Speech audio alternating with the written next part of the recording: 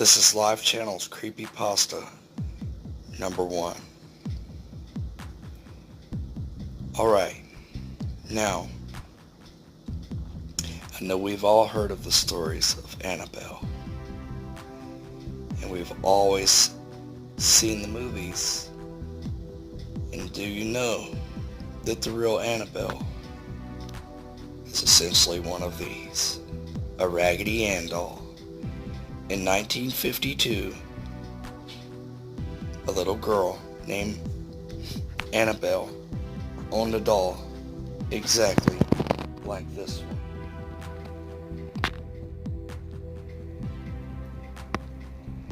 And in this story, these are all true events. I'm going to tell you this story about this doll. This is what happened. In 1952, there was a lady who had bought her little girl that she was about to die for this very doll she had owned. And she wanted this doll so badly. She cried to her mom, Mommy, can I have this doll? And she was like, well, the doll's kind of expensive. We'll wait until Daddy gets enough money for this doll. So, the time had came to where Daddy had got enough money to get the doll. So the mom buys the doll for little Anabel. Yes, you heard right. The daughter, the little girl. Her name was Anabel. So, she bought her a Raggedy Ann doll in 1952. On this date, she starts basically carrying the doll everywhere she goes, whether it be to dinner, to bed, to play, to playgrounds, to schools, everything. She did everything with little Raggedy Ann. Now, with all this set in place,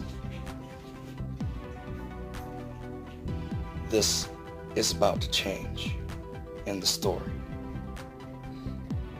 So, little Anabel spent all her time basically playing with Raggedy Ann. In that time frame, she had started hearing Anabel talk back to her. What true innocence, you may think. What true innocence indeed. Okay, but little did we know, this doll was talking back. This doll was making little Anabel think that everything was okay. She was her best friend. May have been her only friend. Maybe the little girl didn't have much time to really make friends. Maybe they just moved. Maybe they had,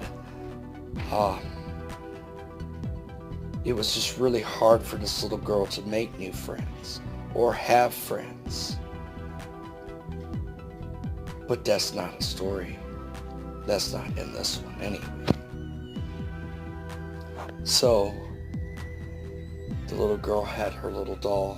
Anabel had her little doll. Raggedy Ann. Now, I don't know why my Anabel, or I don't know why my Raggedy Ann does not have a tag, but I'm to believe in the original. The originals had tags, most likely, or maybe a little, bracelet or something. And they probably had this little bracelet, and it probably had, name. Or maybe they had originally maybe the little girl, Anabel, wrote a name there on the pants. But this doll had asked Anabel to write she wanted to be her sister, and that they were close as sisters, and could her name be Anabel as well.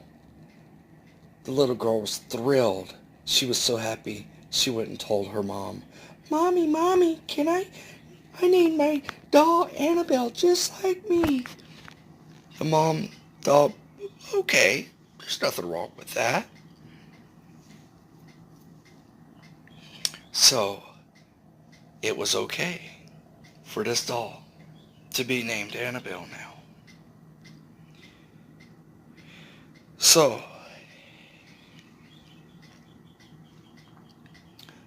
more to the story. Okay, let me get a drink of water.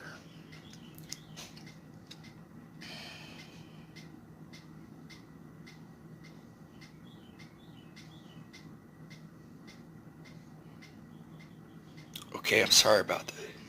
So anyway, the original setup of everything, about everything, was that this doll was this little girl's imaginary friend.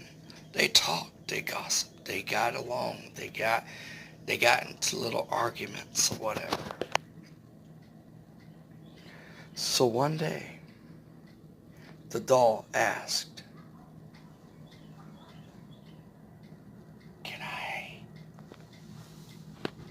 Can you write your name on me so that way we can share something together?" And so the little girl, of all innocence, was like, okay, I'm gonna write my name on this doll. Not thinking that it was actually her own signature that she was putting on this doll. So she put her name on this doll.